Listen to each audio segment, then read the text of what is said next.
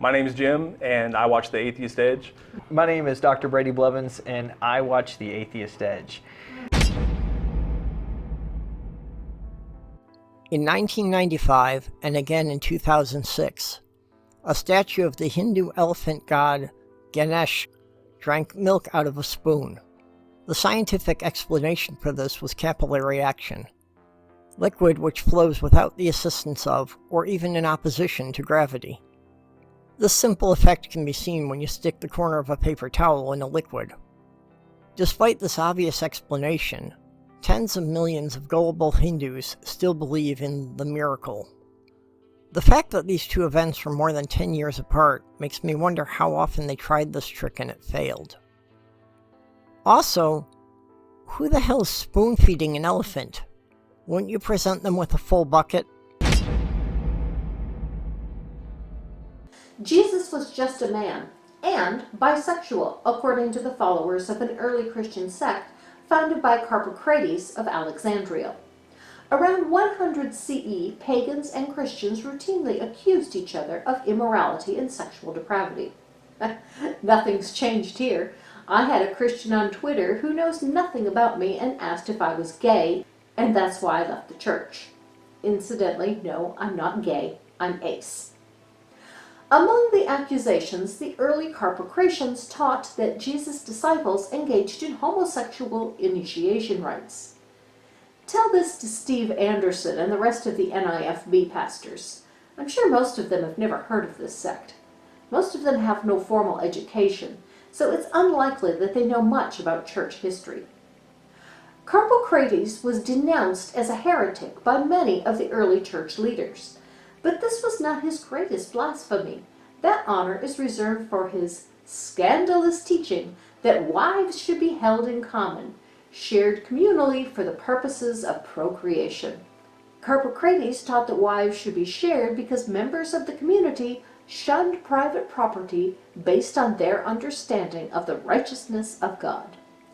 Obviously, contrary to the claims of modern Christians, women were still considered property by the early centuries of the church. There is more than one John in the New Testament. Let's clear up the confusion and take a closer look. Interesting, right? Let's get into it. John, the disciple of Jesus, that's one. The Gospel of John, written by an anonymous, well-educated Greek author. The Gospel itself proves this. This is the disciple who testifies to these things and who wrote them down. We know that his testimony is true. It's not John talking about himself in the third person, right? So that's the second John. The book of Revelation, written by another anonymous author, sometimes referred to as John the Divine, John the Divine, John of Patmos. The book was written sometime between 81 and 90 CE. I see no complaints there. And the last John, John the Baptist. You can't forget about John the Baptist, because like without John the Baptist, like how will we have Jesus being baptized and all of the good stuff that came with that, right? But I felt so bad for John the Baptist when they took his head off. But his mother, Elizabeth, was the cousin of Jesus' mother, Mary. Oh, very convenient, keeping it within like the colloquial sense. Oh man, I just think this is interesting. So many Johns. I mean, somebody should write a song about this, but actually reference all of the Johns. What you think? Venerable Hindu and champion of nonviolent civil disobedience was actually a creepy jackass. He slept with a harem of nude women, including his own niece. He referred to blacks as kafirs. He thought of indigenous Indians as untouchables, troublesome and very dirty. Doesn't kafir translate in Arabic to unbeliever or infidel? I think it actually transposes more to a dark-skinned person, infidel. Okay, I mean, I have a T-shirt in Arabic that says Kafir? it has the word kafir in Arabic. I could be wrong. And then, I could be wrong on okay. this. He did have an affair with a male German bodybuilder, and they often exchanged love notes. And, well, if you're going to have an affair, if you're going to have a homosexual tryst, if there's going to be just one guy, you have a homosexual tryst with, of course he would have a German accent, wouldn't he? he was racist, definitely racist. He was definitely a sexist. He wasn't the man we thought he was. Yeah, but I don't. I gotta say something about this. I mean, there are people who, and we've seen this even in the atheist movement, where people will find, they'll believe it, or they will not believe. They agree with everything that you say up until you say this one thing that they find objectionable, and they realize that, that they are in a different political or economic position from you or whatever, and so now they have to advocate against everything else you've ever said, even all the shit that they used to agree with. So now that you are an untouchable because of the one thing that you guys disagree on. I can't do that. I mean, I have to acknowledge that everybody all through history is going to have some dark side about it. There's something wrong with everybody, but I still have to look for the allies where we have common enemies and common interests, and work with those people. Some of the surahs in the Quran begin with obscure statements like Alif Lam Mim and Alif Lam Ra. These letters are considered by Muslims to be miracles, yet no one really has a idea of what they mean. You're probably thinking, how is this a miracle? Are they magical words? Can you recite these and cause disease to be cured, or someone to return to life? There must be some disconnect between what Mohammed and I consider to be a miracle. You may ask yourself, why even include these? To give it an air of mystery? To tease followers into searching for deeper meanings? Don't worry your pretty head about it. I will follow Jim's advice and not worry my pretty head about this. I find it amusing. Some claim that these are miracle words or even the name of God. Some scholar believes they are merely the names of the owners of a particular copy of the text and were inadvertently included in the text as time went on, sort of an autograph, so to speak. Given reflection on the issue, it's my belief they are similar to mid-video YouTube advertisements. This particular YouTube video is brought to you by Lipton Peach Iced Tea. I believe in the Quran, this particular passage is very simply interpreted as Coke adds life, a Coke and a smile. The Church of Satan is not satanic. Founded in California in 1966, the belief in or worship of Satan is not part of the Church of Satan's official doctrine. The majority of the members are atheists and simply consider Satan to be a positive fictional role model. Your son is made in God's perfect image, but you need to cut off the tip of his penis. And so for that reason, lots of American men kind of wonder what they're missing. What are y'all's views? I mean, from what I understand, the relevant science on it is that it's slightly cleaner, so there is a slight advantage to being circumcised in just just purely health reasons. But it's not enough to actually do the circumcision. Is that? Yeah, I heard the same. I'm going to defer to some medical expert on that. I'm always skeptical when something clearly has a religious origin, and yet someone's trying to make a scientific argument for it. Like my antenna goes up and says, is this really just justification for what they want to do anyway for religious reasons? I would be an advocate personally for ending genital mutilation for all children. If you grow up and want to have your genitals mutilated as part of your religious culture, great. Don't do it to your kids. Fuck you if you think that's a good idea. Right. Agreed, but I'm kind of glad. I guess I would rather have made the decision myself. But if you wait until you can make the decision yourself, I think your recovery time is a lot worse. So I don't know. I think I would go ahead and go for it, but it decreases sensitivity too. So man, that's a tough one. Well, I will say this though: the biblical mandate, at least, is related to this covenant with Abraham and a sign between God and his people, etc. And even by the New Testament, you've got at least some writers like Paul saying, don't do this anymore. So The Bible has a strong case for it and against it, and in neither case is it making a medical or a hygiene argument. So if you want to have the discussion about the medical and hygiene aspect, I would suggest, medical professionals that can weigh in on that. I'm not that person, but I do know that in the Bible, the argument for and against is a theological one, never a health one. Interesting, by the way, how stridently Paul argues against. Yeah, he says, I hope the knife slips if you do it. Right. Yeah, why? Is it just to separate them from the Jews? Why did Paul speak against it so fervently? Paul was trying to. Paul's a salesman. He doesn't want anything in this religion that's going to make it hard for the Gentiles to accept. And if you think about what the Gentiles thought of the Jews in the first century, they thought they were lazy because they wouldn't work on Saturday. They thought this circumcision thing was stupid, and they thought that they were dumb for leaving half the food on the table with pigs and shellfish and stuff. So it makes sense that Paul would want to laser out the parts that were the least appealing to the Gentiles. And then you see this continue in future generations, making Jesus more and more of a king, and making, like we already talked about with Christmas, bringing that in, which was a winter solstice holiday. I mean, the whole trajectory of Christianity from the beginning of the first century into the first 3 or 4 centuries is to make it more and more palatable to Gentiles and less palatable to Jews. And so, the earliest Christian writer we have, Paul, is already doing that with circumcision, I believe, is his motivation. It is interesting, though, because with the Old Testament, Paul clearly believes that some of the laws are not still required, and Paul clearly believes that some of the laws are still required.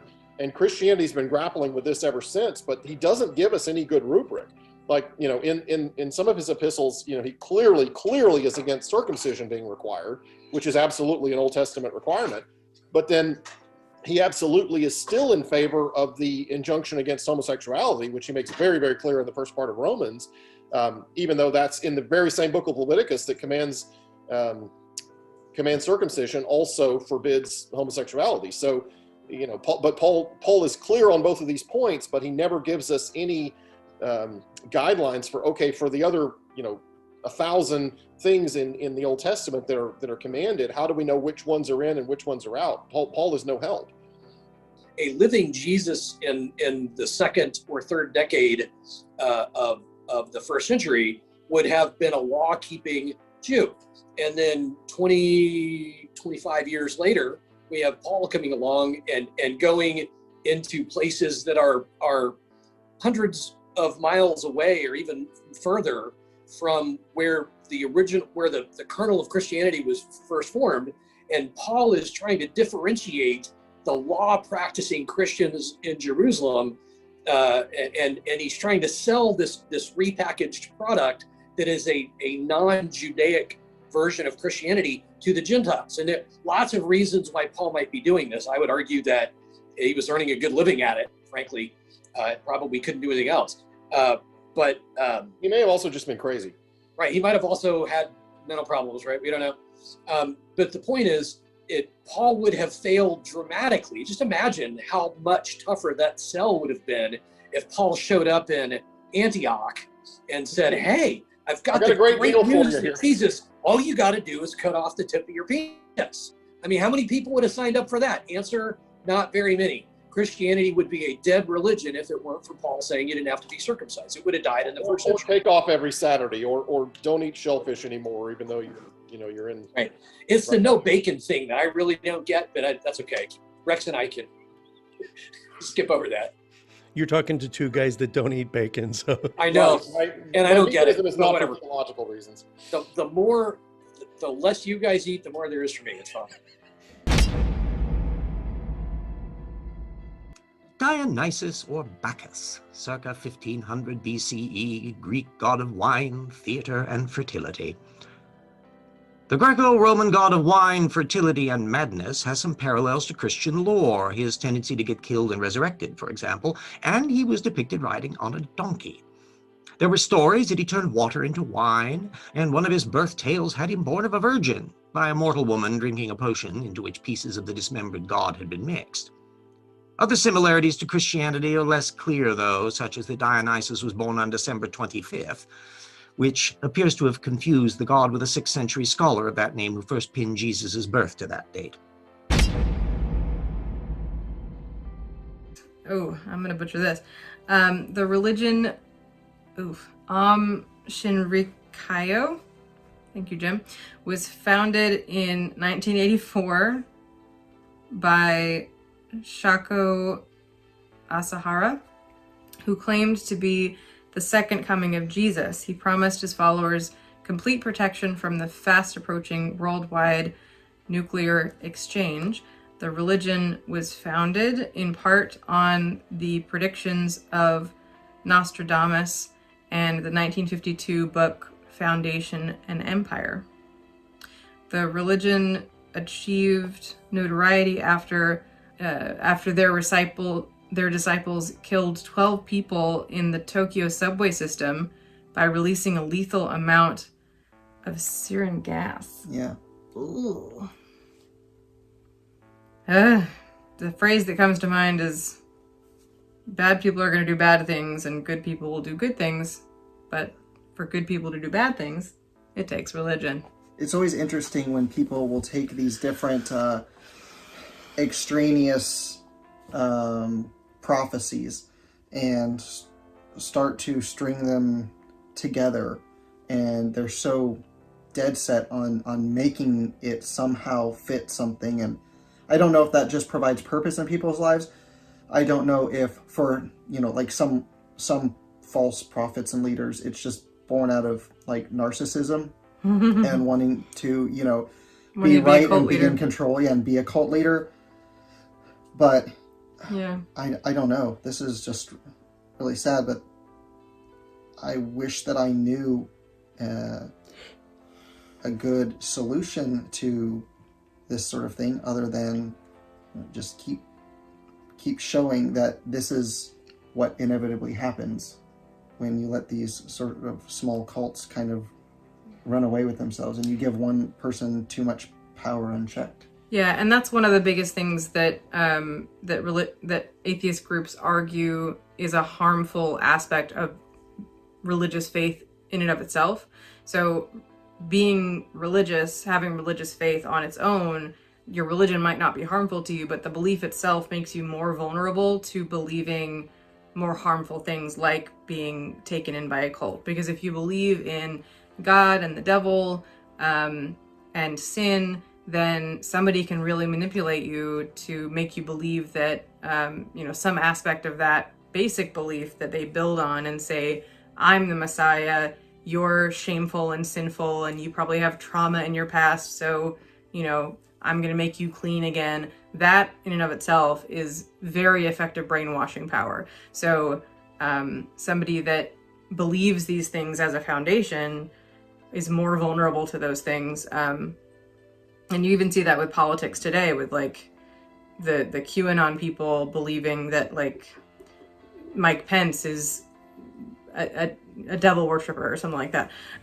So it's, if you believe in demons and gods and somebody being able to be possessed by the devil or working for Satan, like, we wouldn't believe that kind of thing because we already don't believe in the existence of those powers that be, but people that do, they're much more vulnerable to that. Atheist Edge. What? Why'd you stop? Yes. Damn it, you saw my note? I didn't. Okay. Where did you stop at? Well, I'll find it in the edit. Okay. Yeah. I put in the note to keep talking, man. I'm going to get another beer. All right. Walking the edge of what some consider offensive. But your feelings don't matter here. Only facts. I told my Marines, you will not purchase a motorcycle, because everyone I've ever known that has owned a motorcycle has either they're gone now, or they're not in the Marine Corps anymore because they suffered injuries that they couldn't continue. It's a death trap. If you're not dead yet, you're going to be. And I say that with all respect. I know you're good on the road. You're probably going to be fine, but it's just too dangerous. It's too dangerous. edgy commentary on the dangers of doctrine, the foibles of faith. I'm 58. I've been writing since I was 15. All right.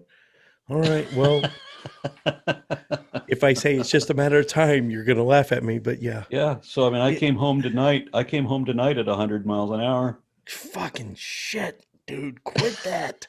The bullshit of belief, the stupidity of superstition, and the idiocy of indoctrination. There's Spiral Diner down there. It's all vegan, and the buffalo nachos will blow your mind. And then right down the street is the Bishop Street Cidercade. It's the the arcades we used to do back in Arlington. There's 2 levels of arcade plus is that right like behind, eight different types of ciders. Is that right behind the that place in Arlington where you sometimes have? No, this is Bishop Street, Dallas, South Dallas.